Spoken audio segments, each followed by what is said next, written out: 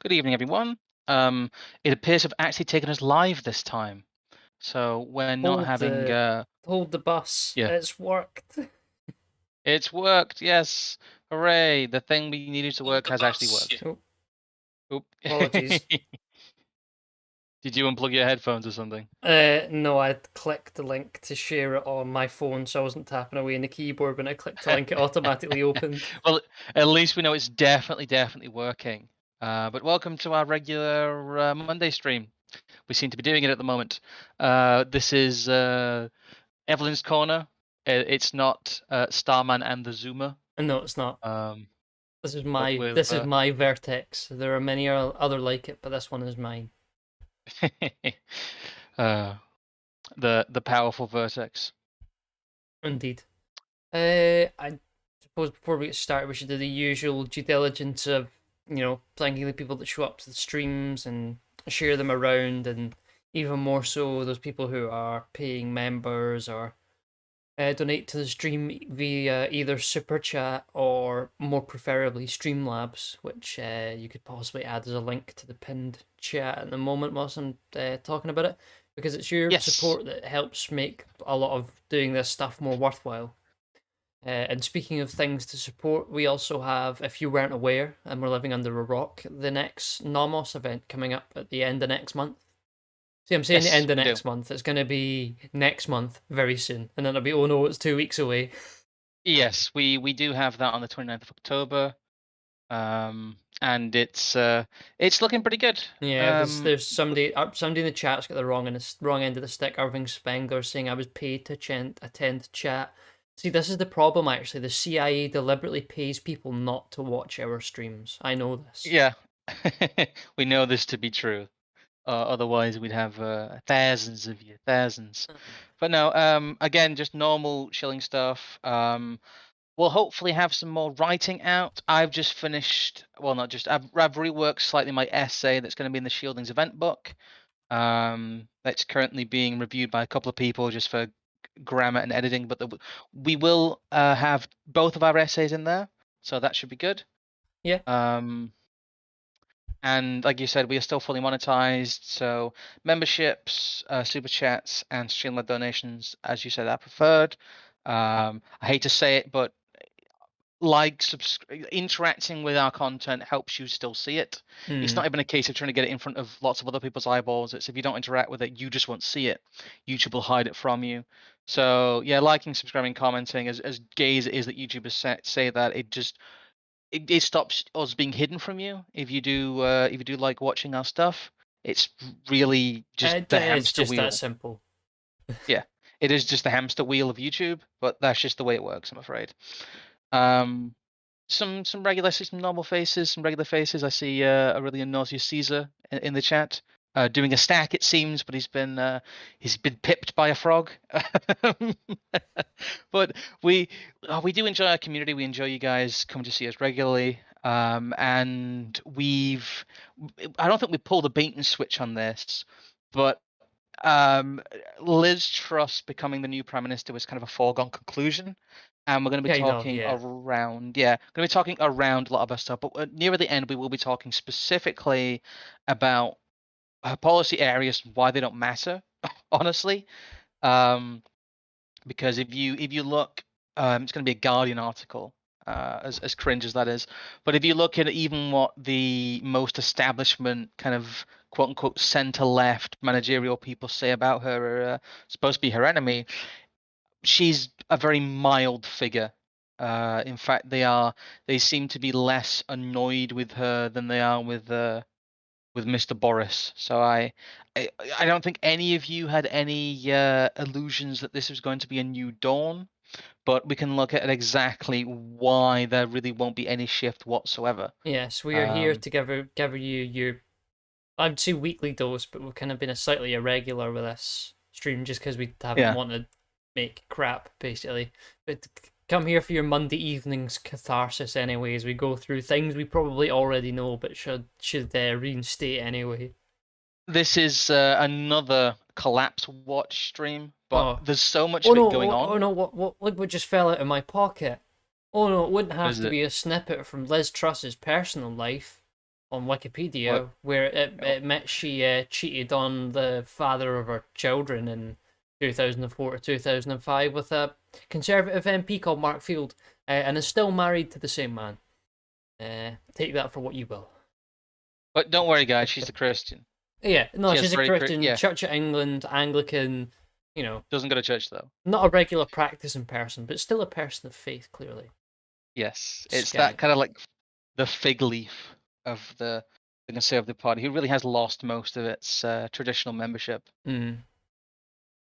But shall we move on to some of the financial indicators, because a lot of the stuff we've been saying in previous streams is just being borne out. Yeah, it's kind of Um, funny. It is the very much like a dissident slash conspiracy theorist rhetoric to mainstream news pipeline, and the fact that that time window was as short as weeks. it is a short as weeks. We're seeing the other side of the rumbles we heard about the arse falling out of the bond market. Hmm. Um, Well, that one will come back in a minute. yes. But it's just the like it's just the language of it. Inflation is going to be very painful, but there's one saving grace for investors, i.e., people who probably aren't on the margins and worried about like price inflation of food. Yeah, it's people who have large amounts of capital to squirrel away somewhere. Because the whole this whole article, I'm not really bother reading much of it anyway, because it seems to be all premised on the fact that like, well, the dollar will be strong and America's not going to have a gas problem, which is true. But what America is going to have in the next 4 to 6 months, if figures I've seen are to be believed, is that they're going to have a petrol problem because they basically kicked the arse out of all fuel reserves for the last 2 years.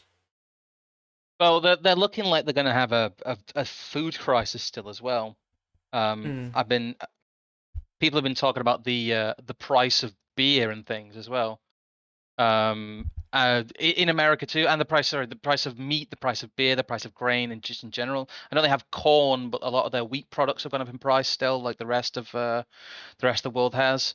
So it's they are yeah. This also is a nod towards the fact that part of the Ukraine crisis is the US effectively cutting the EU off at the knees when it comes to them being a competing power center, Mm. because this is really geared towards making Europe suffer.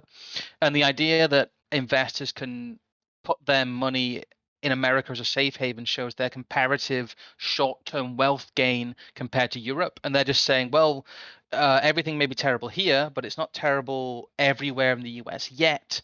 And the reserve currency is I becoming just I a safe love haven the again. just like the complete bait and switch and playing on total sort of economic illiteracy. Inflation Yes. in America in July was 8.5%, a fall from 9.1% the previous month. But yes, that 8.5 is a build on the previous 9.1, which means cumulatively, relative Yeah. to the 2 months before that, it's almost negligible.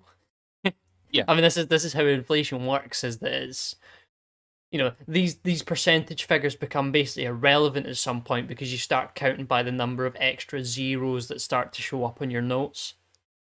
Well, once you get like 2% to 8% is a massive like month. If that happens month after month after month, it is exponential. It's always been exponential.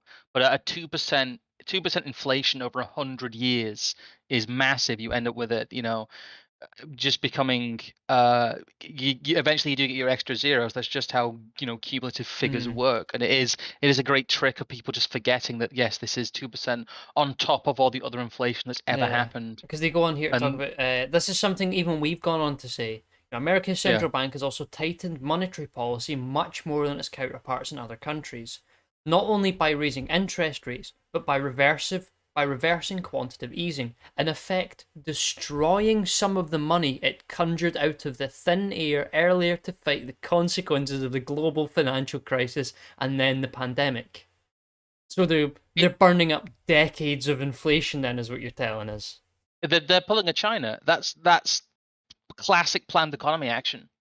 That's It's weird that they're just saying that, because that's them admitting that to a large degree the Federal Reserve has made the US a planned economy. Hmm. Because that's what China in previous decades has been criticized heavily for doing. It will create fiduciary media, and sometimes on a daily basis, it will destroy it if they don't think it's needed. And it creates a system where it's full of falsehoods, and that's what this is. It's just full of falsehoods. When the numbers get out of control, they try and put the rabbit back in the hat they pulled it out from. But it doesn't quite work like that.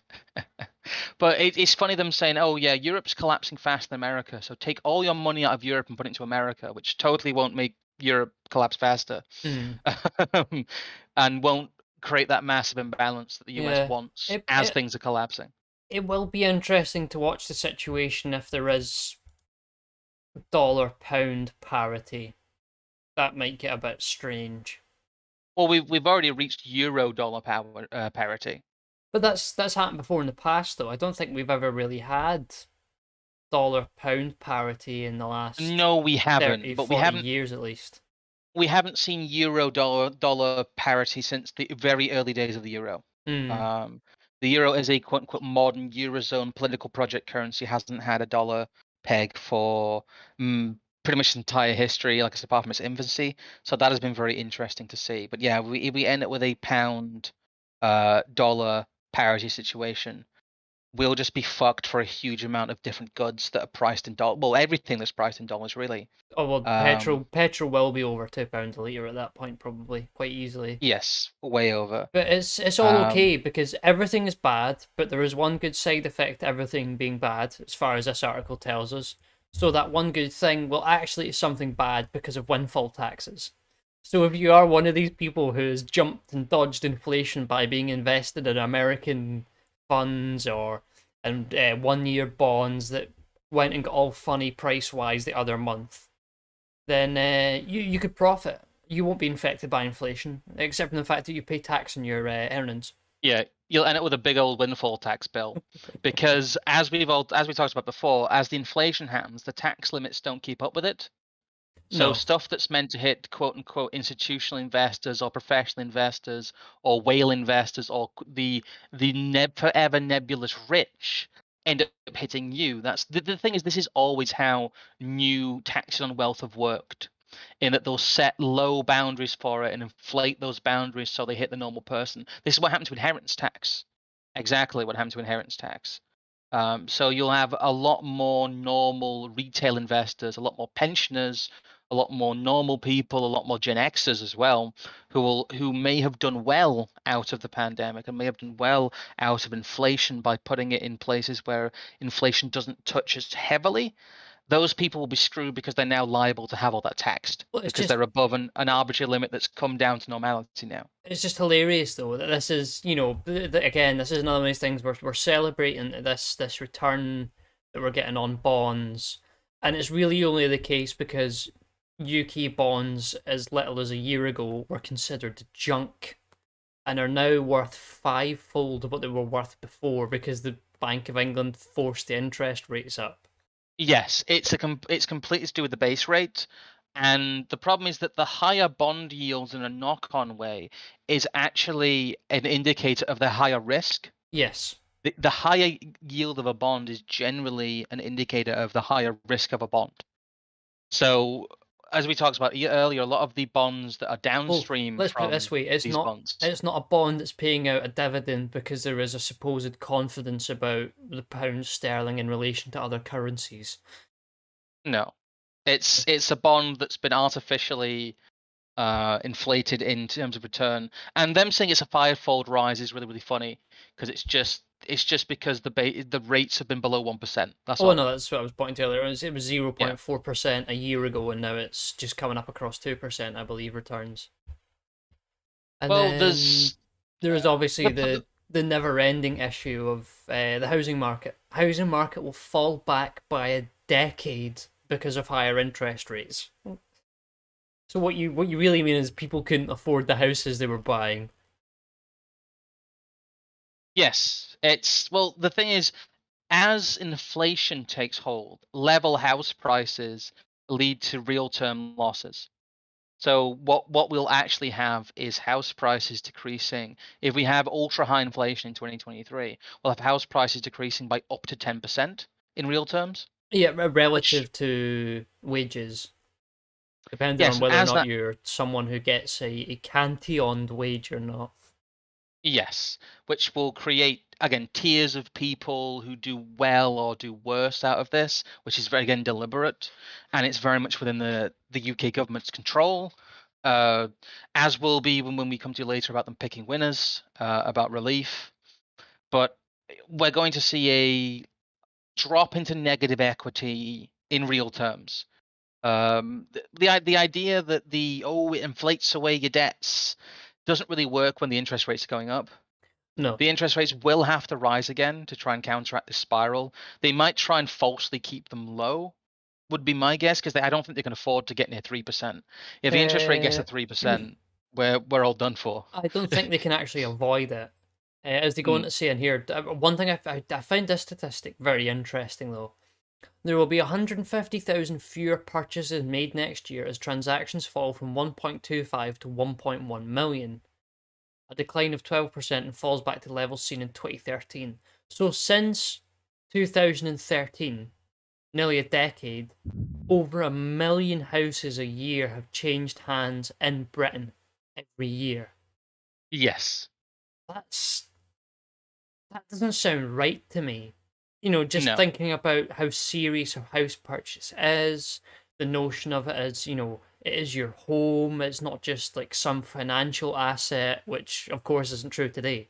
And it's the only reason why there are so many exchanges Some of of homes in such a short that, period, is that they are completely financialized and turned into sort of yes. derivatives with bricks attached to them. Some of that might be to do with uh, large rental portfolios changing hands. You'll see it sometimes that a housing company will kind of write itself off, implode inwards, and do some weird shell games with its property, and then start purchase them as another company. Hmm. That happens relatively often in some areas. I actually think it's happened to the property where I rent my flat. That seems to be under new ownership, but not really, which is very common in the area of kind of homes of multiple occupancy stuff or homes that have been turned into flats. A lot of that might be to do with like financial shell gaming, but 1 million a year is, ridiculous what they'd refer to as velocity. That Hmm. doesn't make sense to me. And that doesn't seem to be borne out in the real market either. I don't think 1 million people a year in terms of, actual real people buy houses. It's probably half of that. So I'd love to see the actual breakdown of who is buying and selling houses and under what circumstances. That'd be kind of Yeah. fascinating. But please See, do that just zoom in a teeny bit. obviously that just That's links back to another Telegraph piece, which probably won't have a link to the statistics. They do say here, though, forecasts are based on the bank rate peaking at 2.5% in early 2023, but many analysts expect a much higher peak. Markets have already priced in a rise to 3.75%, which means you can probably expect rates of 5 or 6% by the end of next year, I would presume, because it's not like.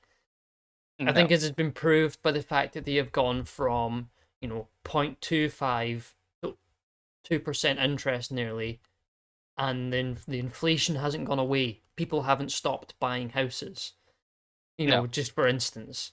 So it's not, they've not put the brakes on this thing yet. It's still got a long while to cook over before it really pops.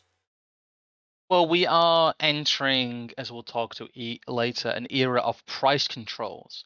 And even with artificial price controls already in place, this isn't denting the inflation. Rate rises and drastic price controls haven't dented it yet. So we're going to get even more drastic rate rises and even more, as we'll come to later, drastic price controls, even though no one's really talking about them as, the dirty word of price controls. Mm. They're just taken as, relief and the correct instrument for dealing with these crises, let's say. Well, But the there's one here from the Evening Standard as well, which is an answer to a question we asked a few weeks ago when about £10 billion disappeared off the UK bond market. Was, oh, where did it go? Is this going to have an effect elsewhere? And then it will be revealed. Worst big city funds have lost £10 billion. So, it's amazing. It's the same figure. Who could have thunk it? Uh, God, we're just getting the financial news like a month before it really breaks, aren't we? Pretty much. Yeah, so the 10 worst performing big city funds have lost investors 10 billion since Christmas. And the latest blow to the reputation, this is a very interesting line, the reputation of the active investment sector. Guess who's not included in that? Is people like BlackRock, people like Vanguard. They are very much creating an imbalance where the active sector is losing out in favor of the passive Yeah, sector extra, because extra. Little guy gets squashed again.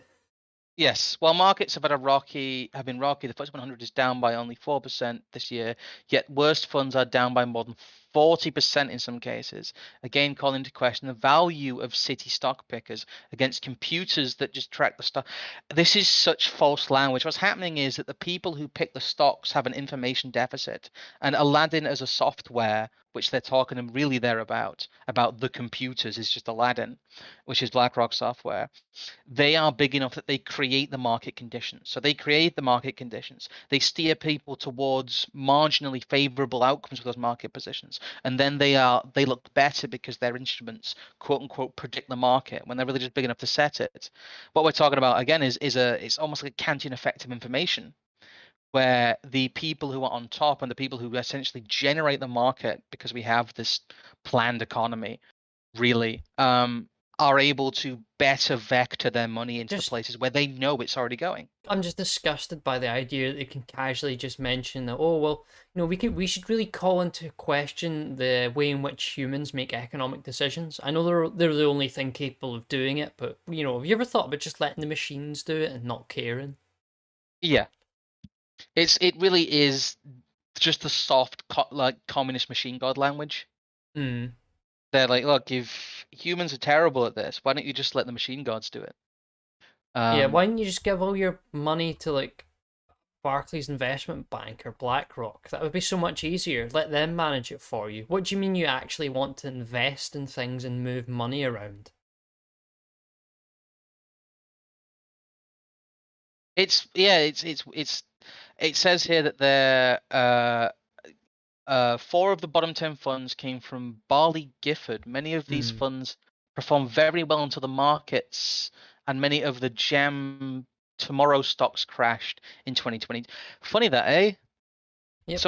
Someone out there is picking winners and deliberately creating a situation where what would be viable long-term investments in any other market are no See, longer this viable. is this is one that confuses me here. The worst fund followed the ARC disruptive innovation strategy, believing that innovation centered around artificial intelligence, robotics, energy storage, DNA sequencing, and blockchain technology will change the way the world works. How are these the worst performing funds? These are literally technologies that every single government in the world has adapted over the last few years. Well, it's because that those aren't technologies that are designed to make money. They're No, of course technologies they're that not. are That's kind of the question I'm begging, as it were. yeah. It really is a case of that there's this massive lost leader sector. It's like how Netflix has never made money, and Mm. this is all just horse shit. It's all just horse shit pumped into people that has no market value. There is as we have here in black and white. Uh, Energy storage, robotics, artificial intelligence, and blockchain is a massive market loser. And if you invest in the private sector entities that try and work in those areas, you're going to lose 40% of your funds Well, no, I because just it it's look at the bottom line is hilarious. Tesla is one of the largest holdings in the Bailey Gifford American Fund, 9.3%, followed by the COVID success story Moderna, 6.9%, and Amazon, 6.6%. Tesla is down 19% this year, Moderna is down 46%, and Amazon down 22%. yep. It's almost like they've invested in, as you suggested, completely unprofitable industries that maybe exist for other purposes than making people money. Just a wild thought. Well, they didn't sell their pumpkin stocks before Halloween ended. Is what's Hmm, happened. They didn't that's sell. also They true. didn't they didn't get the memo that we're in the blue and yellow flag era. We're not in the mask era anymore. Yeah. And they didn't realize that what looks like, if you're a normal human, a genuine market trend, is just the whims of whatever the elite class want the current thing to be at that particular moment. Yep. And maybe the people of these funds are so retarded they couldn't see that, or maybe there's a wink and a nod going on here in which they Pied Piper all these retail investors into essentially keeping these things afloat. Because that's a lot of what happens as well. You'll have conventional logic which throws good money after bad because that's just what the retail investor is meant to do, and they're there as the patsies basically. They're not there to win. Yeah, the house always wins. We have a £2 donation from JD. Thank you, saying praise be to the Excel spreadsheet. Um, all hail the hypno sheet. Um, we have a lot to go over here, but that's the top level financial stuff that's going on at the moment. There is another one here from Bloomberg. 6 in 10 British Oh yeah, factories at risk I of was I going was trying under as to. bills soar. We're going from Wall Street to quote unquote Main Street now. Yes. Um, but this is the knock-on effect in that the price of energy directly affects the price of all goods. It affects the price of transport. It affects the price of employment as people expect higher wages. It in turn causes more inflation. You end up with a negative cycle. And Mm. what they're talking about here really is just the outcome of the negative cycle, which is failure. So yeah, as you said, about 6 in 10 British factories at risk of going under, as Bill saw. It is tipping the spreadsheet into the red and not the black. The Seeing economic activity in Aurelian this. Naughtiest Caesar in chat. Amazon is probably going to ride my ass for $8,000. Damn, you get one hell of an expensive ass, good sir. Yep. Sorry, I could Oh no. myself. That's a very expensive ass. Indeed.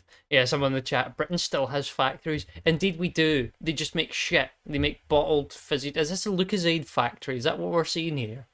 I'm not sure what that is. That might be the Lucozade factory, yeah. Oh no. Yeah, bottling factory in Kegworth. No, Let's have a the look. Make UK, the lobby group for UK factories, said that nearly half of manufacturers have experienced a jump in electricity bills of more than 100% in the last year.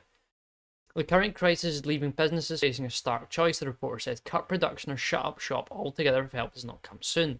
I mean, I would imagine, I'm not even on Twitter, and I have seen posts from Twitter about people who own small cafes, small bistros, woodworking shops, and stuff like that, and their gas and electricity bills are going up like 10x, 15x over the space of a year. And basically, people who didn't put down some form of like written in stone energy contract about 3 or 4 years ago with their supplier, yeah, it's not going to go well.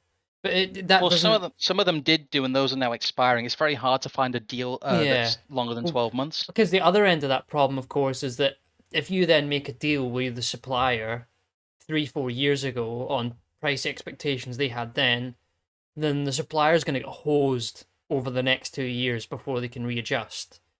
Which means are some of these big energy companies themselves? I mean, I understand that they basically exist just to be pumped full of government money anyway. But by that point, Yes. the notion of an energy market becomes completely laughable, if it's not Well, already.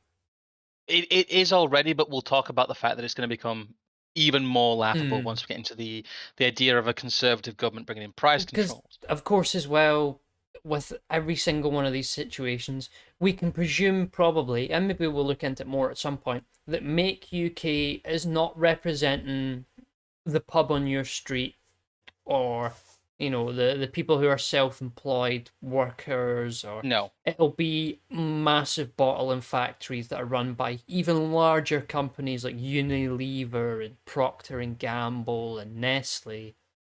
And it's essentially a way for these companies to throw up their hands and say the government's going to put us out of business. We need money. We need you to help pick us the winners.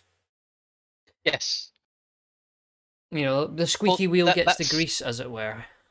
That's the thing, and that what this allows the government to do is pick which businesses live and which businesses die, which sectors live even and which sectors die. Mm. And in doing so, they become the arbiter of the market. And they don't only become the arbiter of the market, they become the giver of life and the bringer of death. They gain immense power in becoming the kind of energy broker of last resort, as we'll get to. If they do step in, as they're talking about doing, and essentially cap the energy market and subsidize it, what people don't realize as well is all that does is create more fiduciary media. That is being paid for by debt, and public debt. The mechanism used now Well, is essentially money printing. I mean, maybe we'll get into this further on, or maybe the propositions they have aren't as clear yet. But I don't see this being a subsidy.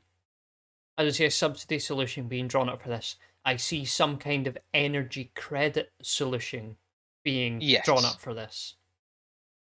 it's the same mechanism though.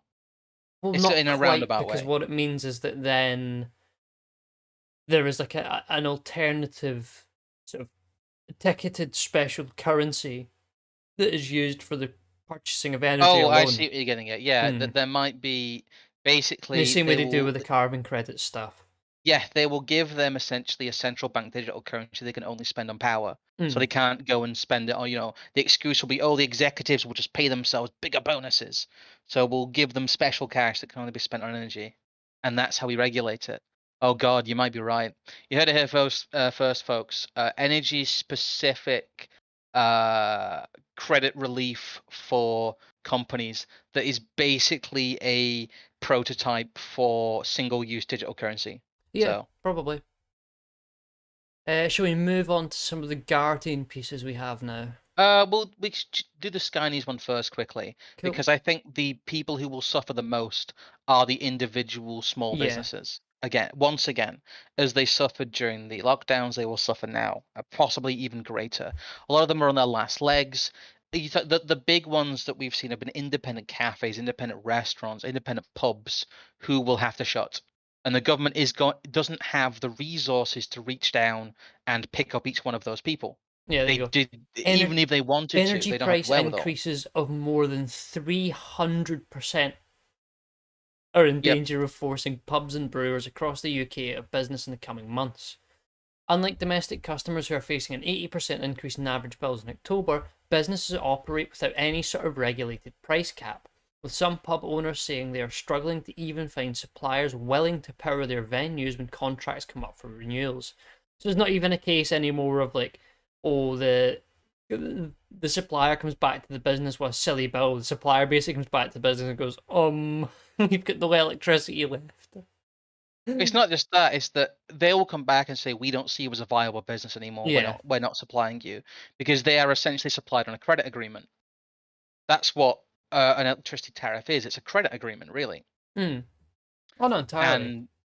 and they are no longer seen as viable businesses in the eyes of these energy companies. Because It looks like. the secret thing to this that goes on with a lot of bigger businesses is that because they have more, what would be the phrase, prestige in regards to their credit and financial agreements, they actually have to, they don't pay the total bill that's on the contract most of the time. And No. unlike smaller businesses, they get a larger leeway for how much they can essentially ignore and turn around and give the energy company an IOU at some point that then the energy company can sell to someone else as like, oh well, this is that Yeah, and IOU from that big pub there'll be chain, bada complex bada bada. tax write-off arrangements with these larger companies Yeah. too. I mean, this is coming from Green King, JW Lee's, Carlsberg Marsden, Admiral Taverns, Drake and Mo. Basically, the big boys in the sector Yeah. are again, it's a squeaky wheel, and it's the big boys who will most likely survive. The government will come out and say, "We're saving the pubs," and they'll really just save the big pubs, and then they'll say, "By the way, we own you now, basically. Like, Well, there you you will go. do what we The want." bosses who sit on the board of the British Beer and Pub Association have demanded the government implement an urgent support package that effectively caps the price of energy for businesses. What they really mean is our businesses. Yes. And there, like you said, there will be a relief tariff based on what is considered an essential business and what isn't, I reckon. There'll be that language again. And they'll basically turn around and say, well, not every business can survive and not every business should survive. And and it's another chapter on the kind of the war on the pub. How much of this as well is finally not necessarily it running out, but the all the COVID recovery loan free money starting to come home to roost? And Yes, a lot of it is. these people who have basically been running pubs for the last 2 years with their hands out every month getting a payment from the government are now needing another monthly payment from the government to keep their business running. Imagine my shock. Again, they were turned into non-viable businesses the moment the lockdowns were announced, and they will never recover. They will never get back into the black, many of them, and they will never be viable again without being on the government teat. No. So we might end up seeing the essentially nationalization of the pub industry in many ways, Oh or at least God. in all but name. The NPS. And I don't know, not to get into my essay. I think that's very deliberate, and control of like the last true open meeting space in the country is quite a powerful one. Oh, I also I also imagine the government will turn around to someone like Weatherspoons and tell them to go fuck themselves yeah, no, someone in the because pub they've saying, made it. just go to the Amazon pub, pleb. That's probably how it will be. You will get like some sort of horrendous, like nationalized cheap pub aesthetic, and we all thought those like trendy Brewdog copy pubs were bad. Wait till you see what we're about to get. Yeah, brew dogs and wine bars are a sign of a sick community. Um, it's, well, that's the street corner level stuff and the town center level stuff. But let's get back to some of the international business stuff, because something that's not been talked about enough is is something that kind of comes back to the Cold War. Um, I was joking a few weeks ago about the MiG-25, the All right, Foxbat, sorry, I'll go to and that one about first. it being sheet metal and not titanium. But the big thing about Russia and Ukraine, but especially Russia, is that Russia supplies the world's titanium, period. It was the same during the Cold War. That's why America had, and it was all a bit of a wink and a nod. And that's why now they're trying to keep a lid on it, but there is an urgent, dire level titanium shortage. Um, they can't build aircraft anymore.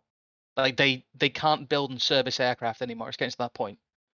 Here's an article from Aviation Online, which is hinting at this. They're talking about the shortage of aircraft is meaning that the lease rates for the Boeing fleet is being put up because they really don't have any competition.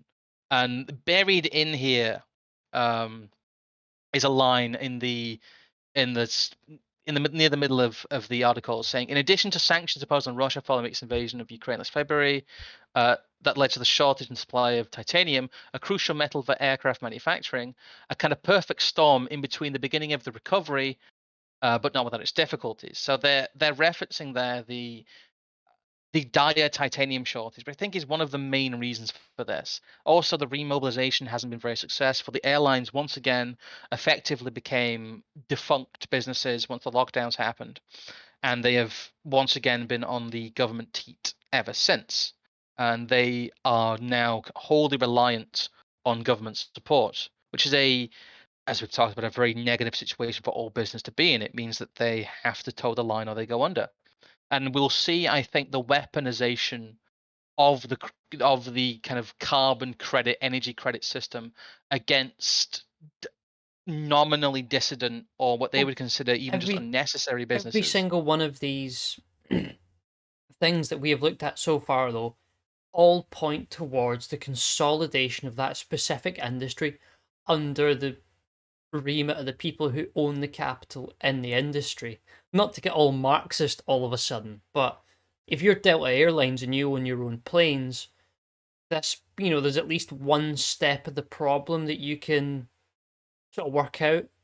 You're not then having to go to like the lease people that then have their own service people that then they need to get, titanium parts from a supplier that then, so on and so forth. You're at least cutting a couple of the chains up there on the way, and you're probably paying a lot less for Yes. upkeep. And you can probably Um, also write the what would be the phrase? I've forgotten the word now. You could probably write in its depreciation completely differently as well. And also, you if could do. you're Delta Airlines, you can just decide to sell 10% of your fleet to one of your competitors for a complete arm and a leg. As Goose points out in the chat, which is true, most airlines have lent towards cargo during the lockdowns. Yeah. Anchorage is the most busy it's ever been, which is true, but that's also meant those aircraft are subject to refit and wear. And it also means that they are picking up the slack of what's happened in the shipping world, where basically all the shipping fleets have collapsed because they become too decrepit. Because it turns out, grown in what was it like? Grown in Canada, like packaged in the Philippines and then sold in the UK is not a profitable business off Well, that and also model, and running never has been. complex several kilometer seafaring machines out of nations like Thailand and Bangladesh isn't a sustainable business model. Who'd have thought No, that that? there have been huge pressures on the airline industry as its revenues have effectively fallen. It's Hmm. not again though the haulage stuff and the supply chain stuff again forces them more into the hands of government or kind of supranational organizations, because once again they get to pick the winners. And as they meddle more in the energy sector and they meddle more in the planning of supply chains, it becomes a self-sustaining engine in which they remove the last vestiges of even the appearance of market from all of this. Hmm. Well, I think as well this, things like this continue to confirm the agenda that has been clear since even prior to COVID, but has really been formalized and become more obvious and publicly noticeable. Oh well, we now put carbon credits, sort of counting things on plane tickets. You've got to, when you buy your plane ticket, it tells you how much CO2 you're putting out.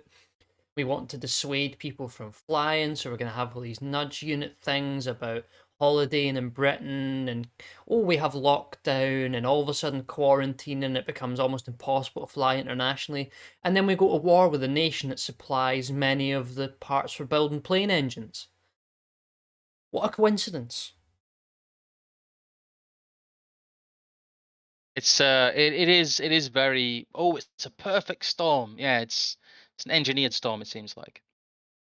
I wonder though if I don't know how much stock there is in terms of military use though.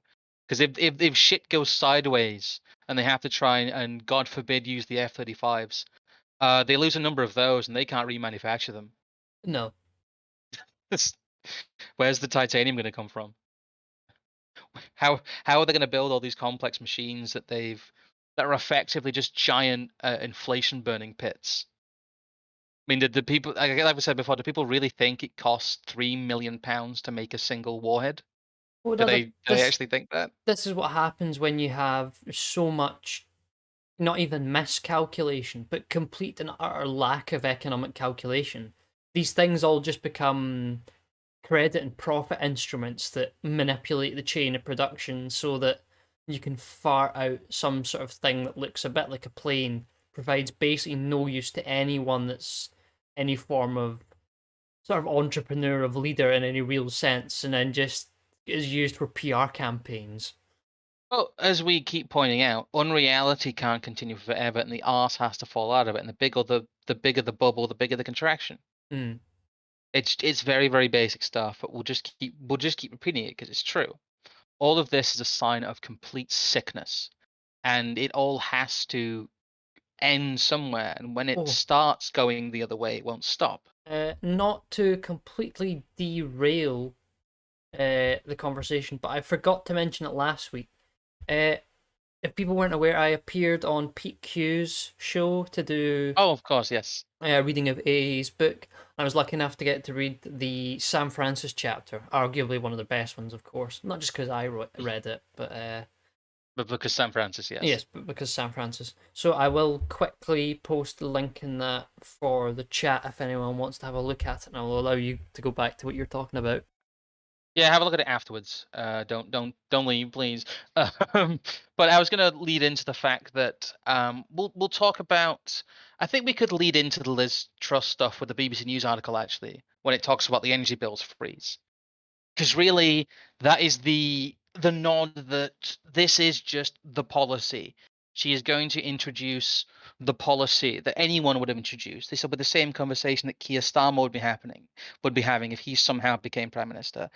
This is just the policy, and it will be implemented by the technocrat and the leader. And no matter what happens, you will always have these. There's always going to be a price cap because they've made people cry out for it. No, entirely. It's I think I don't think either of us would really stand in any other position. The fact that there is an engineered collapse going on, and I think the only real question is, is Liz Truss basically just been put in to bundle policy over this winter so that the British population has another reason to hate their own kind?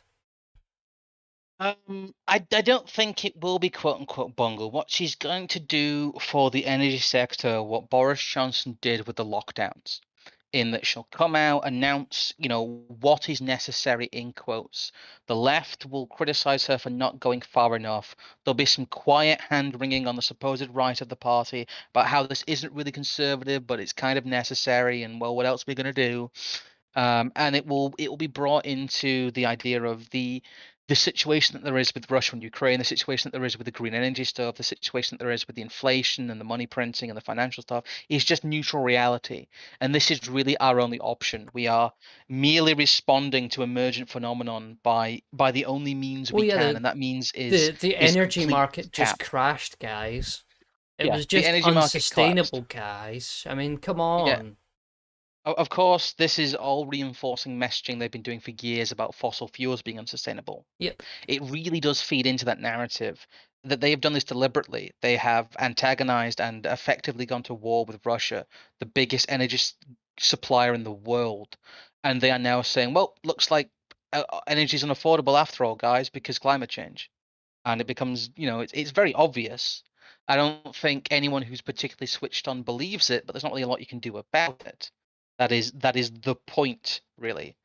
I think it's contained in the Guardian article you've got up here too, but she is going to. It's very been heavily hinted to all the media that new Prime Minister Liz Truss expected to freeze energy bills. I don't know if it'll be frozen for businesses, and like you said, they will probably use it to pick winners. Hmm. But she's going to bail the people out. You're Yes. going to be bailed out. She's going to Well, freeze your energy it's prices. also the very false opposition to green policy. One Yeah. of Truss's few direct policies in the cost of living would be to suspend green levies on energy bills, which are used to invest in renewable schemes. She opposes onshore wind farm or sorry, onshore wind and describes seeing solar farms on land as one of the most depressing sights of modern Britain. I don't even think I've seen a solar farm in British land yet, but I'm sure Liz Truss was there when the Tory party opened the fucking thing in the first place. It's the fake opposition again. It's the 5% from the 100%. She's 95% on board. And as the other, just to flick over to the other article there that we've talked about before, Hmm. the reason that she can't do anything about this is, court orders UK government to explain how net zero policies will reach targets. Basically, the UK courts have told the government that they can't perform policy because Hmm. they are locked into a promise. Well, this is also Um, the classic sort of bait and switch we get, whereby the extreme, the net zero policy, that's the way to go. That's what's offered to us, and then someone comes around and has to be the moderate and says, well, net zero is just not going to work. So what we need is a reformed green policy, and then they yes, you know they and come that they come from level 10 to level 9 on the intensity scale, and we go, oh, thank god there's a moderate in and that will charge. be lampooned and decried as a radical rightward movement, Yep. and presented as the most extreme kind of anti-climate change case there can be, which is 9/10 away to net zero, which is completely impossible. It's Well, thermodynamically impossible. yeah, JD in the chat there. Say the U-turn, or sorry, we super chat for fiver. Thank you, JD. Say the U-turn and start mining fracking. Would it arrive in time to make a difference this autumn, winter, or is it too late for a short-term fix? You couldn't even find the people nor the tools required to start new mining and fracking operations within the next year, I would reckon. No, you couldn't get the permits to start finding the I was people gonna who say would then start raising the money to that's what I'm do saying. that within 18 months. Even if in theory there was this whole U-turn, the nature of how shoddy actual people with professional real world skills is, and furthermore the the equipment you need for it and the raw materials required to build that equipment, there is a reason why fracking and mining operations nowadays are pretty much government programs. Because it is only with the lack of cost calculation that you can even make it seem like a feasible idea. There's also just the inbuilt like NGO inertia there, in that any attempts to have a reversal will inevitably be met by these professional activists Oh, who of never course. see prison time, chaining themselves to it like it's Greenpeace, Well, like they're saving the last forest we in talked about it Fern before, Gully. the fact that they're shutting off viable oil pipelines in the North Sea because the UK government's windfall tax has made it unprofitable to pull it out of the ground. They're also shutting off oil pipelines the other oil pipelines that are still viable, Hmm. because the Scottish government screwed the pooch so badly with Yeah. I nationalising seen it. to someone in chat there, life sentence 2278. I work in the US oil field. They cancelled all of the federal leases. Oh my. They did. That was Like, a Biden policy basically. that can't be They good. basically said you. They basically came out and said you can't drill oil on federal land anymore, or at least they will phase it out. Hmm. Like that has been policy for quite a long time. Oh, was this the no more new wells thing? Yes, Ah, right. I yes. No thought more new maybe wells on federal land. I read that as if it was like existing ones were getting shut Oh no, down or no, the something. leases are still ongoing, but the renewal of them has been cancelled basically. All the Hmm. federal leases are no longer coming up for renewal. They're basically done. Yeah, it was all what Liz Yiz says is true. Hmm. It was all halted. This happened last year. Ah, right. Well, see, that was the thing I Um, meant earlier on, though, in regards to the Guardian, to the Telegraph article we're reading, where it was like, oh well, people invested in these American gas funds and these American bonds, they're going to see returns even during inflation. It's like, well, not for long. well, we'll come down here in the original Guardian article about policy, in that it's all everything they have to say about here is very tepid. Even Hmm. even the Guardian has very tepid things to say. They say Liz Truss has received relatively little scrutiny over her plans for NHS and care, especially given the crisis, which is taken as a given now. Uh, The NHS is is in this a under the health and social and care social, section? yeah. Yeah. The NHS is seen as a entity of permanent existential crisis that we must all sacrifice ourselves to keep alive, It's the at the altar of bronzest. the health. It is the bronzest of cows. Or Yes, it is. Um, Problems with delayed ambulances, blah blah blah. It's amazing what happens when you completely retool God, I've just a health noticed the service to. look at how therapeutic their suggestion is here. Much of the problems with the delayed ambulances are because hospital beds are filled up with people unable to access social care. There's not enough state involved in these people's lives. They must be Yeah, fixed. it really is saying that we'd have less hospital beds if you would build hospital pods in the community. Yep. Or these horrible, like weird care homes that non-elderly people are forced to live in. It's just like the laughable stuff, Truss has promised to reverse the national insurance rise aimed at providing cash firstly to help the COVID exacerbated backlog of NHS procedures. National insurance money's not going to someone that actually works at the NHS to pay for anything. The I, paperwork to do so would cost more than the bloody national insurance you were paying in itself. I mean, what is like the public's idea of this? Like what I know, me and you enjoy. Maybe we'll try this one on at the pub at the weekend. Ask someone at the public. So when you pay your national insurance, does the government take that money out of the bank, put it in an envelope, mail it to the NHS, and say, spend this on plasters? What do people actually think goes on between the national insurance leaving their bank account and the service being provided by the NHS.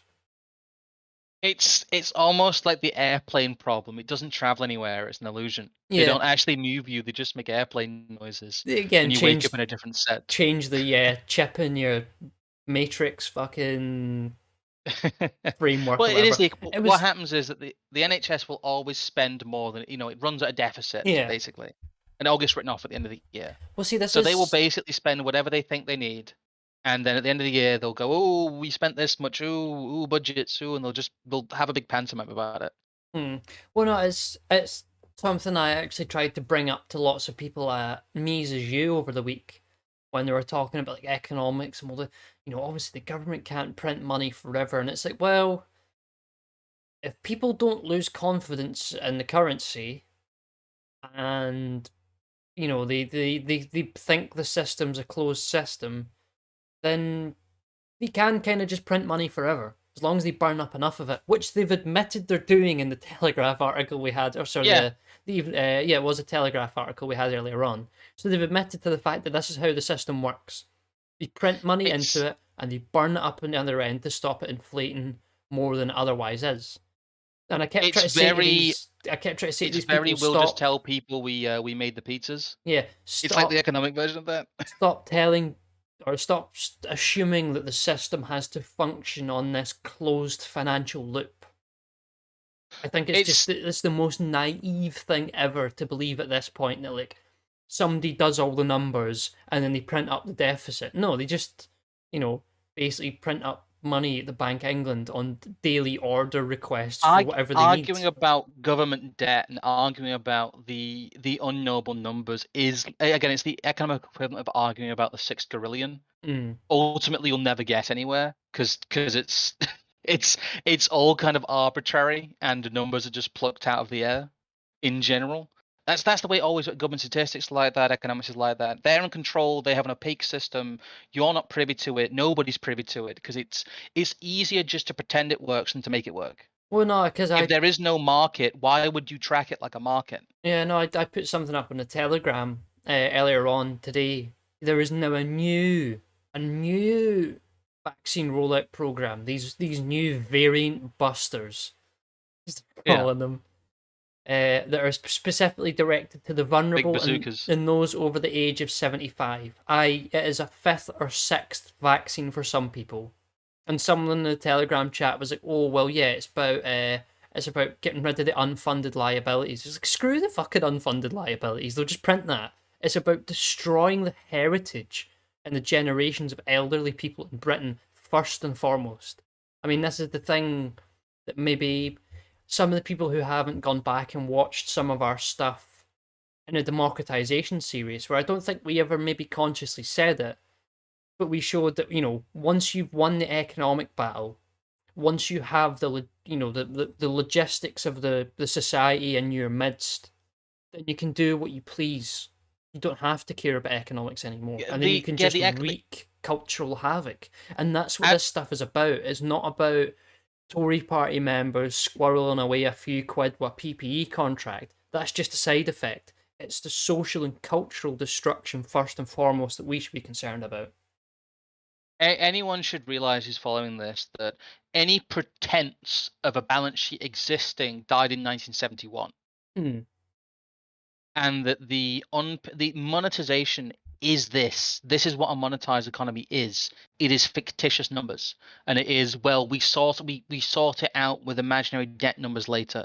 That has been policy since the Great Depression, really. Hmm. Arguably since about 1924. We talk about democratization. Arguably since the creation of the Federal Reserve, and arguably since the creation of the Bank of England. Hmm. That's the article we've already essentially gone over. Is Oh, the sorry, the Liz Truss. I didn't have it up on screen before. I was still looking at the Oh, it's fine. The Guardian Guardian article one. covers it basically in the same way because we have the Omni media. Ah, Um, and what you telling me? The Guardian, the BBC write the same stuff, and but this they is just basically it's a primer to say, I know Liz Truss hasn't taken office yet, but we know what her policies will oh be yeah, this was because they are the the Omni 5-point policy. AP article that everyone read 2 days ago and Yes. thought, well, they're right. Here's time to write your 800-word piece on this. Well, what will happen is that the government will have put something out before this Yeah. because the civil service will have will have checked with whoever the handlers are Should we of should we tune the Conservative into Party. PM Truss's addressing the energy crisis? Oh no, do we have to? No, of course we're not. But what we're gonna do is we're gonna get the people who wrote Rings of Power to rewrite the laws of thermodynamics, and then there won't be an energy crisis anymore. Problem solved. Yeah, God, there's still we'll get the black people out of Tolkien, and then magically, like, the managerial nightmare will end. Yeah, where's Neil deGrasse Tyson when you need him? Yeah, he just needs to say that it's true, and it is true. We need Yeah. Black Science Guy with his Black Science Well, magic. energy right. If we just make energy deficits racist, then no one will run an energy deficit anymore, right? Just tell the energy deficit no, as we were told last weekend. Just refuse to be an energy deficit. You've got to identify as a country with lots of energy. Use the postmodernism against them, guys. Um, Uh, oh, any anyway, but back in the bold action, difficult times. Yeah, the subheadings. It's all very, we do what we must. It's essentially a furlough for energy bills. yeah. The energy Federation of bills are being Small furloughed. Businesses chairman Martin McTague, Christ, always Irish, said soaring energy bills must be addressed urgently. Hey, you Well, energy bills, stop going up. like I said, the issue is that nobody is talking about the fact that this creates uh, it's price controls. It Yeah. is pure price controls. Well, because we are It's we are as a nation well beyond the notion that anything is even vaguely capitalist these days. you know this is just the BBC in a very neutral way saying that the Conservative Party is going to end the illusion of the energy market. Well, anyone with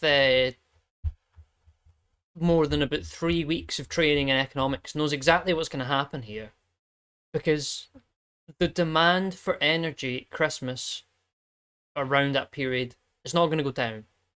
No. If the government says the price can't go up, then people are going to at least project to use as much energy as they would have last year, maybe minus a small margin.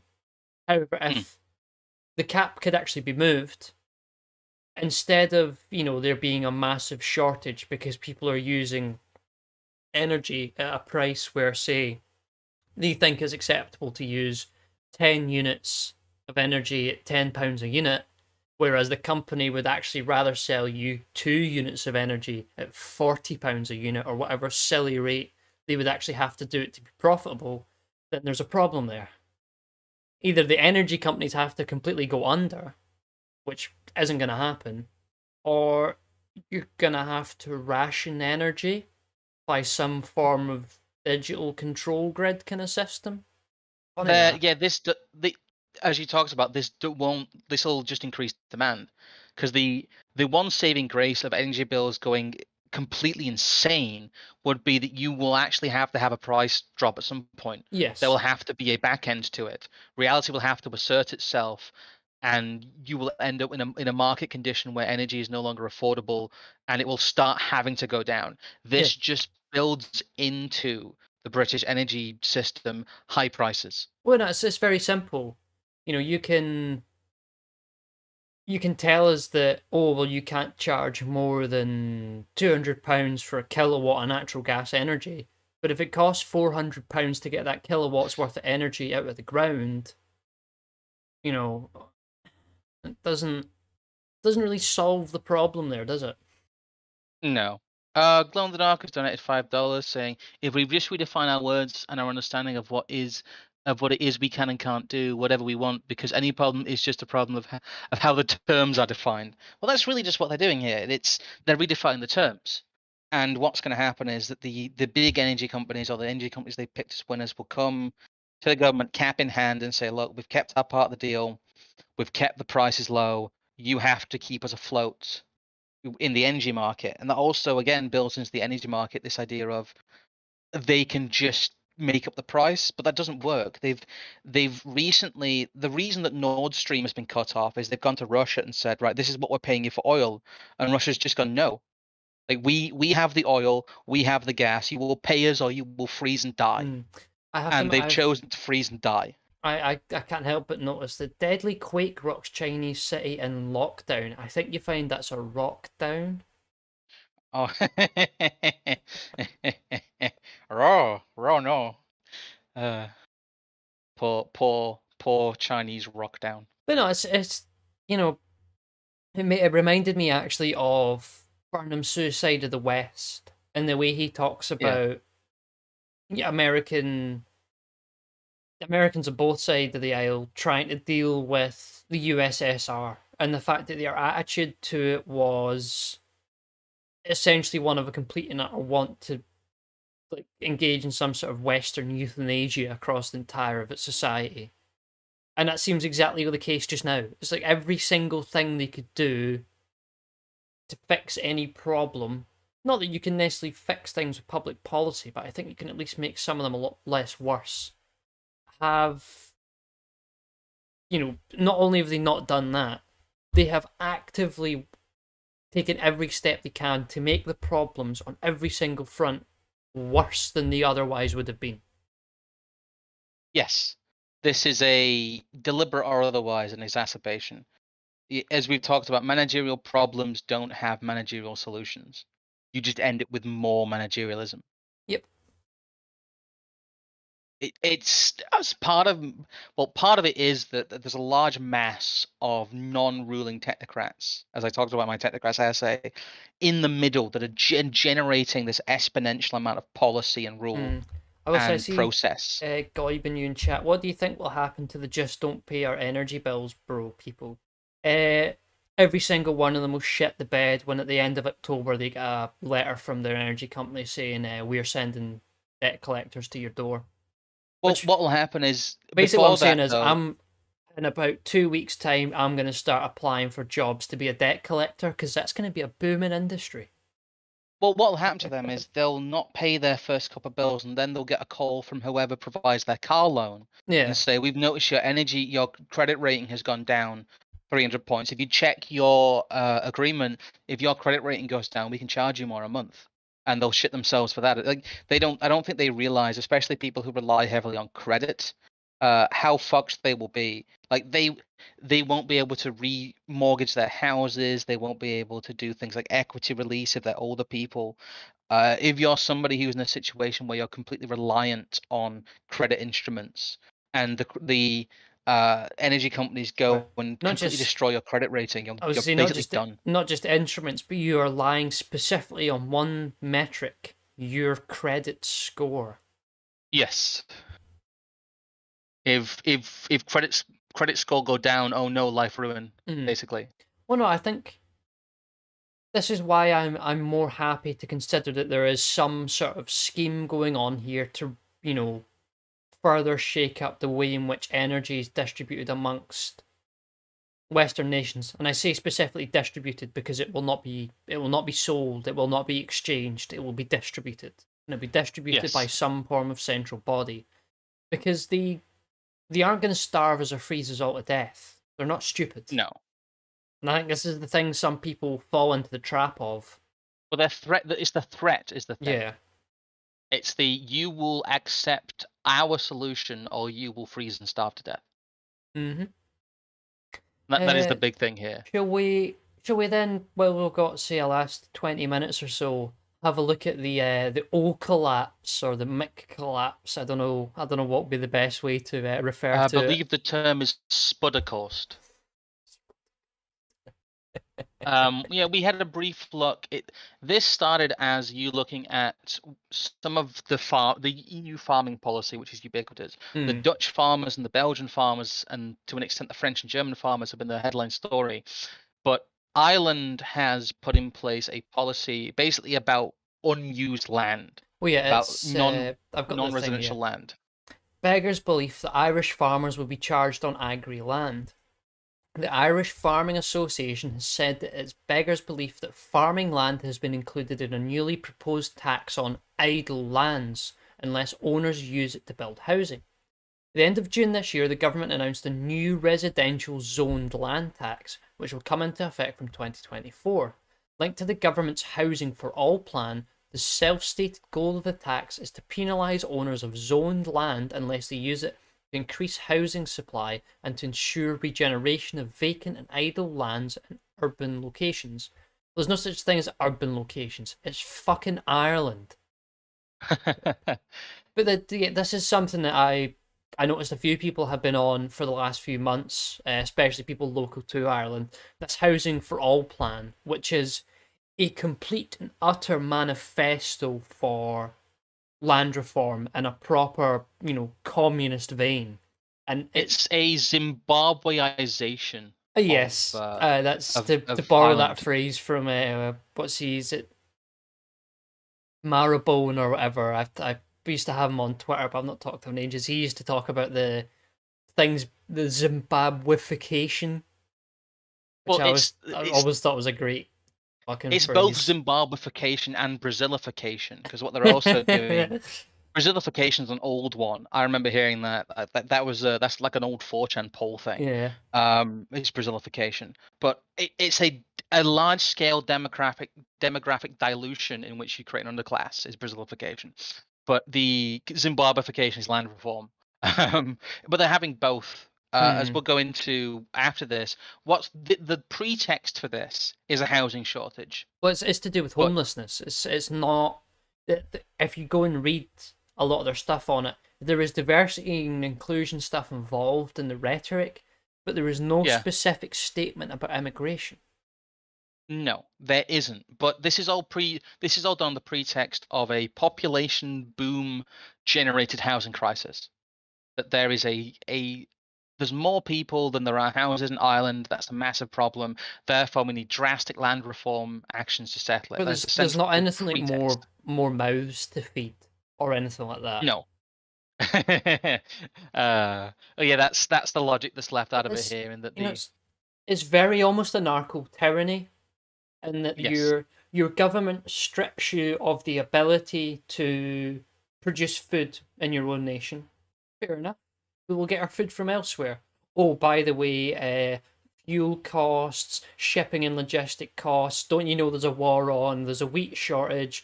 There's a yeah. fertilizer shortage. So you can't grow food in other countries, and you can't grow food in your own countries because Well, that this combination of two different vectors of progressive policy that completely contradict each other. imagine you're some not plugged in farmer. You live out in the middle of nowhere on the edge of a small town, maybe, and you have a long strip of land that goes to the edge of the town, and you farmed it for generations.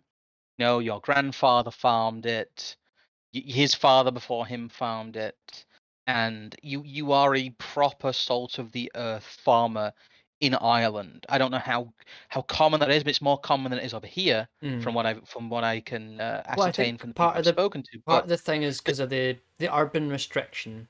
What it means is if you are, if you live in a small village and you own a small cow farm on part of that village, then that's Yeah. now counted as urban idle land and it needs a Yeah, that's housing the point. estate What built what on it. happens is you might not follow the news and you might not know what's going on, but one day you wake up and half of your farm has been rezoned as residential land, and you are now subject to an exorbitant residential land tax. And either you are forced to sell that land to developers, who, by the way, know you are desperate and know it's been rezoned, so you'll have to sell it for an absolute pittance. You either sell your land to developers, or your business overnight becomes financially Well, unviable because you have narrow margins already and you're now I paying mean, a massive tax. how recent was it that we did our little deep dive on rewilding that became extremely eye opening?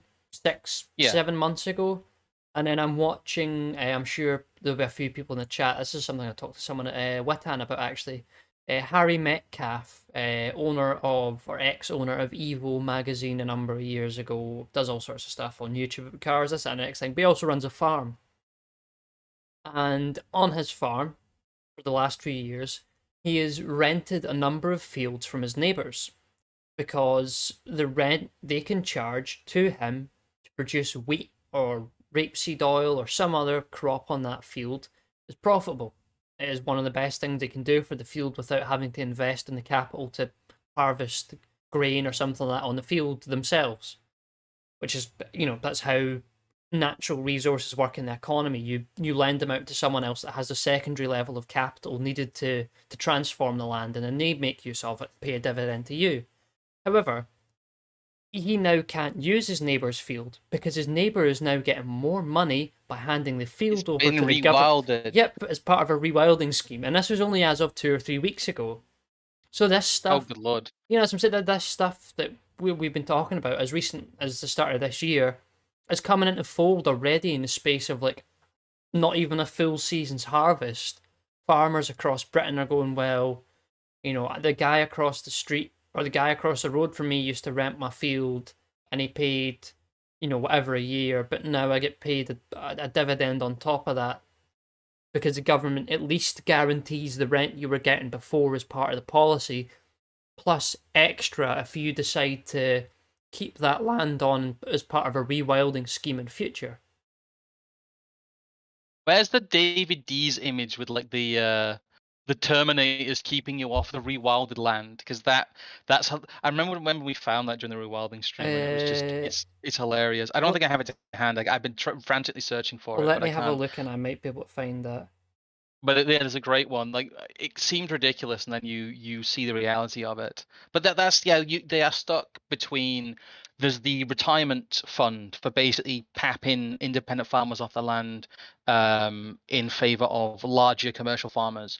There was the rewilding project, and now we see the rezoning stuff that's happening in Europe and elsewhere. It's happening in the UK to an extent too, with the removal of greenbelt protections, where you have arable land is being deliberately driven out of the hand of farmers, so that you cannot have nations that have any level of food self-sufficiency anymore. Like what happened with Sri Lanka. Sri Lanka is a good example of that. That they went from being a kind of a nominal Belt and Road state, and then they overnight became an IMF vassal state. They switched from one kind of global wannabe hegemon to the actual global hegemons, as we talked about during those streams, through this mechanism of their food supply being completely destroyed by the organic lobby, as it were, and these prototyping ideas of non-chemical farming that their economy was not compatible with at the time, and the amount of people they had in their country was not compatible with at the time. That is a very poignant demonstration of what can happen when the food sector collapses and you have expensive imports like we do now. What you do is you end up with a country that has a government that begs the IMF and the World Bank and will do anything it can, implement any policy to try and get food on the table for its citizens. And again, that's an extremely powerful position for an international body to put a country in. Why wouldn't they do that? Oh, It's sorry, I'm trying to look for the David D's image. I think it doesn't matter. I think I'm round about where it was. It's a great image though, but it's the truth. We stumbled on that, and I think that might end up coming a talking point over the next maybe 6 months. I haven't seen it talked about Oh, here we go. I again found widely it. yet, but the rewilding stuff is one to keep an eye on in the UK and in Europe in general. But the deliberate reduction of usable arable land has been a huge feature. It's been justified in Belgium under the auspices of climate change and cow farts. Hmm. The CO2 that meat produces. Yeah, there we go. Let's just zoom in a bit. It's a great one. Yeah, Earth Inc. Wildlands, human access denied. But this is what rewilding is. It very much it's like all the jokes about oh, you can't build a pond, and you can't pave over the horrible stagnant pond in your back garden because like the fucking three-toed panda newt that doesn't want to live anymore and we're keeping on life support lives in it, therefore the government now owns your backyard. Well, um the green state will be supported by the security state. yes. The one will not be separate from the other. Hence the barcode on the guy's hand here. Well, as things get really bad, if I don't think they have the wherewithal to keep things within a controlled collapse forever. If things start getting really bad and people in Britain have to start and going out and hunting meat, God forbid again, they'll have people essentially being arrested for foraging on the rewilded land. That is where we are now. Is you can't pick the berries. This is rewilded. No, This I'm is just the king's land. Don't before you I forget know? as well. I remember you got some graphs up. I'm gonna skip the middle graph because I think the first and the third one on their own are hilarious. So Yes. for Well, for, for the Irish building boom is pretexted on a population boom. But if you have read anything about Ireland since 2008, you'll know that they have a massive emigration problem and they have a massive fertility problem. So here we go. yeah, for fertility rate down, population rate go up. If people can't hear, I'm scratching my head. I can't work out how to solve this problem. The Where did fertility rate has where did yeah, all the the people fertility come rate from if there was no babies being born? the fertility rate has gone down by 75% and the population has gone up by 50%. Well, actually more like 60%. It does not compute. Well, I don't know if anyone else has seen the stuff that floats about on Telegram. Sometimes you will have essentially seen the youth race wars that happen in Ireland with gangs of hundreds of youths cycling en masse through large city centres to basically have like large ethnic gang fights. Ethnic gang I have to fight, say, ethnic gang fight. Glow in the Dark has been very generous this evening. He's given us I two will more chats here. I will. I think he's given us three more at some point, so I'll actually have to go through and read them because I think I've missed a couple of them because the There's Streamlabs just backing we've is being a bit got strange. we've got the other ones. It's these last two here. Okay. They would rather the plebs die than admit their way of doing things is wrong. See our comment earlier on in the fact that I don't think they want to just kill the plebs. They probably do what California does: screw everyone not in the big cities unless they are part of the right crowd. Oh, of course. And then what's his other one? Yes. If the farmer targeting works, dog catch will no longer be needed because people will take care of it. Oh, I entirely. It's gonna get again Zimbabwefication. Mm. There's some great stuff from South Africa and some of the reserves. And there was this guy doing this documentary about these terrible hunters who pay tens of thousands, hundreds of thousands of pounds to hunt like a sick elephant or something. And this gamekeeper's going like, look, this is how the reserve system gets funded. Go to Zimbabwe and ask them about what game they have because they fucking ate it all because they don't have any money. Mm. Shut up, basically. Yeah. See Try as and well, find a like zebra in fucking Zimbabwe. I think this whole Irish thing is also a fantastic example to. He won't be watching this, but Jeff Deist. Yeah, If you ask what would happen to Scotland without the UK, it would be this. It yeah, would they probably would. be even worse than what's going on in Ireland just now. Yeah, It Ireland would be has a lot its worse. largest population increase since 2008 in a period, as we noticed previously, that fertility rates are continually falling, sorry, as immigration reached a 15-year high. Oh, so it was immigration. That was it. Oh, how Well, did I not work there's that all out? these stories that you see throughout the period of. Here's one from 31st of August, News Talk. The quality of life here is eroding. We are facing a new. Are we facing a new generation emigration? Because it's not talked about anymore, really, for some reason. But after the financial crisis, Ireland lost all its young people. Oh no, The I same tell thing you, happened do you to know where they all are? Portugal. They're all in bloody Manchester, Stirling, Birmingham, and other big universities in the UK. You got a university in the UK, but at least 10 or 15% of the students that are Yeah. there are Irish because they get treated as EU students, which mean they get charged a full whack. But because they're white, they also pass. So they basically get priority.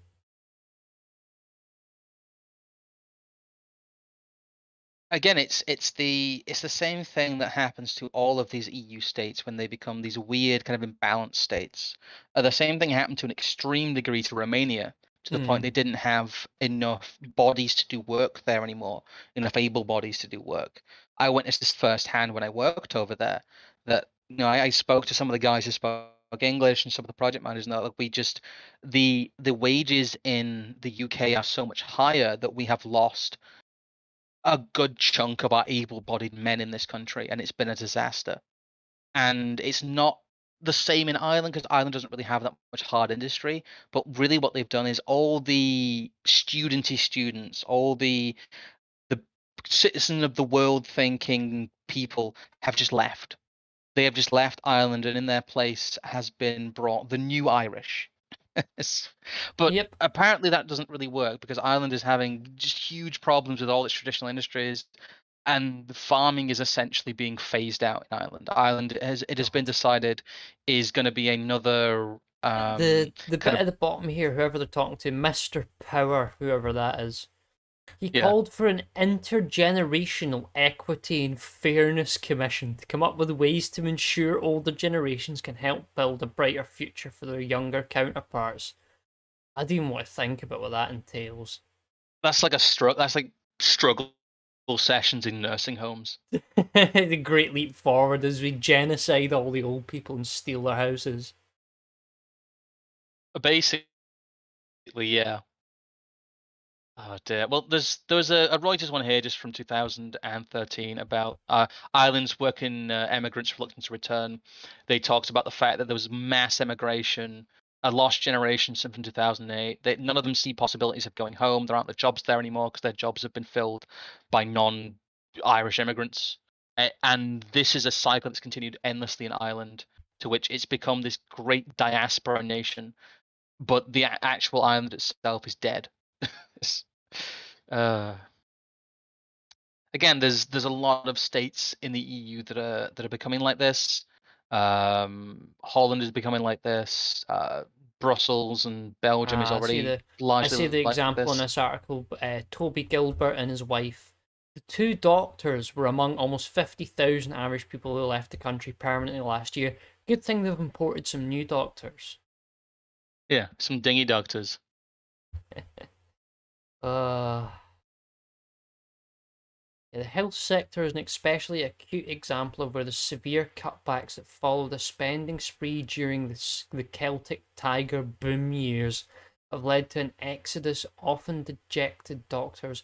Almost 1 in 10 immigrants has qualified or worked in the health and social work sectors, UCC's study said. That's why the bloody nurses over here are Irish if they aren't African. But it's funny to see how these sort of, like, as you're saying, like these slightly verge of second world European nations that are on the periphery basically just become these like zombie nations kept Yeah, alive by like public zombie, health zombie infrastructure, nation. and that's about It really that's well that it's what Americans would call the mulattification of, it happens to states. States get like this, and where they bus in, tens of thousands of Mexicans, and you end up in a situation where the state is no longer recognizable electorally, demographically, or culturally. And it makes them less powerful. It means they have no culture to pull on. It means that they are just not a people anymore. And it's happening, you're right, it's happening all over the EU. France has had it in waves for many, many years. That's why France is such a fucking mess. But Germany had a large taste of it with the migrant crisis and, what people refer to as Merkel's folly, even though it was very planned. And we obviously had it under Blair, where we had this, 10 to 15% of the population change and be brought in as this massive crowbar to break open the country and allow areas to become enclaves and allow more of this to happen. It's A lot of people talk about demographics of destiny and all that stuff, but they don't understand how the pipeline works. They don't understand that this first has to be done to you by your own countrymen, and that the people in charge aren't the migrants. no. There's so many people who do not understand what is being done and do not understand that their idea of we will just have white babies is ridiculous because they are not in power and they do not have access to the elite power structures. And the people who do are actually generally, it's decreasing now, but they are generally still, British natives as they were. It is still the white people who are in charge.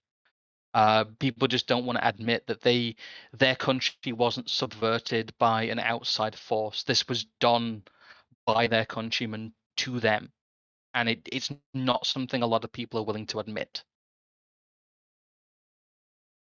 But we have so many examples of it here, and it's not something that you can reverse fully by the magical demographic change. It's not something that is mended by a single cause. That's why I'm quite glad, we'll hopefully have him on at some other point. But when we had that stream with Millennial Woes, he's broadened his horizons about, what the causes are and Mm. about where the problem lies. And you can't just identify one single area. It's about a totality. It's about a But yeah, I systemization. It's think about realizing. you've got Patricius von Kempen in chat. IDK, we kind of got subverted from outside as a German, but it was only your fellow Germans that allowed such subversion to happen. It was the breakdown of ethnic and cultural solidarity during the Industrial Revolution that made your country so financialized and so Well, open the to subversion. well, the issue is that Germany, in of itself as a modern country, is an affectation. It isn't real.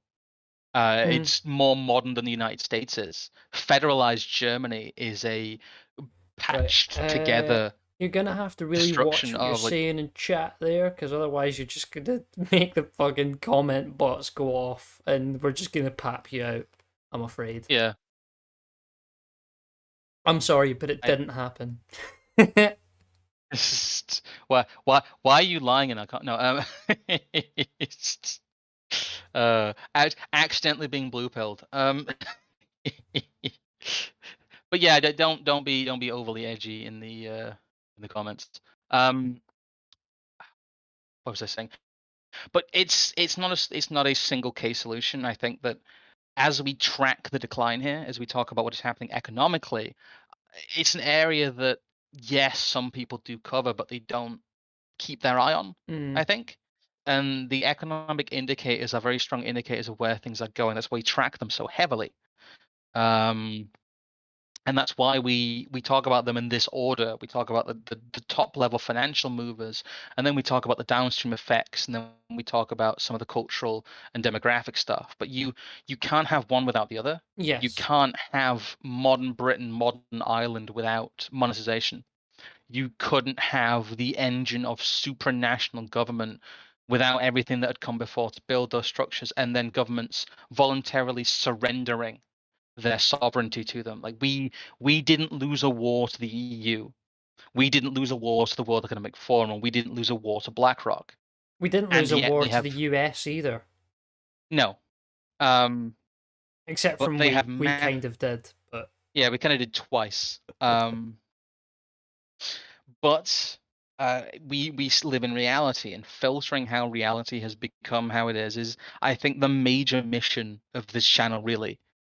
Because it's nice to see a lot of people start to get it, as it were. Because I do still have the occasional person who either DM me or will get comments in which they've clearly come from somewhere else, and they cannot contextualize even what we're trying to say. Which is, I don't know, disappointing in some ways. They've either come from that, for want of a better term, very basic bitch wignat mindset, or they've come from the 2015 mindset in which we were accused you of straying into genuine racism during one of our last streams. A genuine racism in quotes, because you said that liberalism was a tradition created by Western European people for Western European people, and it's of Western European people, mm. which is a very, very basic point. So It's like someone Confucian. was complaining that we were verging into genuine racism by talking about the nature of the Western canon. Yeah, by saying that the Western canon isn't really for the brown Sorry, people and doesn't really work. I will be chauvinist for my people and my heritage. That is that is what Yeah, we're here for. There is nothing it's good in it's this world without the West. That's why it must be saved.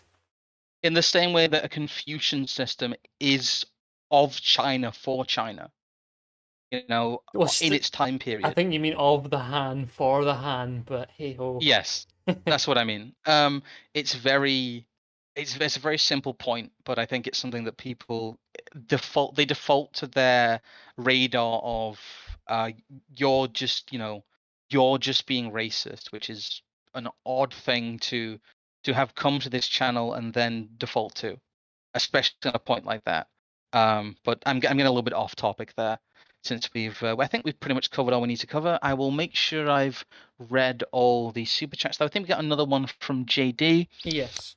Saying, I might plot the Northrop Broads with a shack. Reckon I should get a head start on the Mad Max transition and get prep parades return. Unfortunately, Norfolk and the Norfolk I know is the far east of Britain, kind of the southeast. That bit that sticks out. The turnip farmers. Yeah, the turnip farmers. But the East Coast and the Northeast especially has had one of the largest jumps in land prices because of rewilding. I remember when we looked at the stuff, it's the land there was incredibly cheap. It's one of the few places in the UK it was still cheap, but redefining it as rewildable land has actually made it jump up massively in value. So good luck trying to find somewhere you can actually buy land these days. Another donation from Gondarak. When the economy is nothing but abstract numbers, you know it isn't real because it isn't related to physical assets of the workforce. Well, yeah, that's just monetization. That is, anyone who has studied economics to any degree will tell you that they'll have to admit on some level that's true. Arvin Spengler's message in chat there, which is great. I came to a stream about things I don't like and now I'm upset. How could this happen? It's literally Mustache Man. It's very higher level of ascended autism. You can feel the autism beams. I don't think we have much else to mention really on closing out. Will we? I don't know. I've not come across much because I've been too busy reading. Well, I don't know. We might have something for Thursday. We'll see. We probably will. I will find something. There's loads of stuff in the tank for it. For those who don't know, we do have a Telegram. We should probably show that more. This is the Telegram group. Come join us. Come say hi. This is where we tend to post since we're not on Twitter. As always, since a lot of people weren't here at the beginning, we have No Moss London coming up. This is our events vertical. We've had 2 successful events already, one in Manchester, one in Birmingham. Once again, I will do the normal shilling. If you want to keep seeing these videos just served to you by YouTube, interact with them, like, subscribe, leave a comment. I know that's horrendous YouTubey cringe, but it is the only way that we stay visible on the platform because it's the engine that drives it forward. Share and all the things. It does genuinely have an effect, though. Thank you, Aurelian Nosso Caesar, saying here's the funds for the cause. Thank you, brother. I'm raising my fist in solidarity. Thank you to everyone who came today. Thank you for all of you who are still members. We still have, I think, 11 active members, which is good. That is actually the majority of our kind of regular income. So you guys do help a lot. I don't think we have anyone to hand off to today, do we? Is there anyone who's streaming later today? Because I had a look and I don't think there's any more going on in the dissident streamosphere. But I'm currently looking through my I know that I'm not too sure. Radlib. I think that Biz Archives, Dave Martell guy. I'll tell you what. Actually, I was going to say Woz always does his stream on a Monday normally, but he appears to be unwell this evening and isn't doing one. So I don't know. What you should do the rest of this evening is, I don't know, go to the pub and smoke cigars and radicalize your fellow man. In the absence of any other streams, I will once again link your Populist Delusion that you did with Peter Aquinas. So, and I think Charlemagne also posted a video. So we do try and keep mutual promotion going on in these circles because we like a lot of people. A lot of people help us out. So yes, that's true. We'll try and keep that referential engine going, just so people have the discoverability. Again, thank you for coming, and guess that's goodbye from me. And good evening from me as well. Yes, have a good evening. There we go.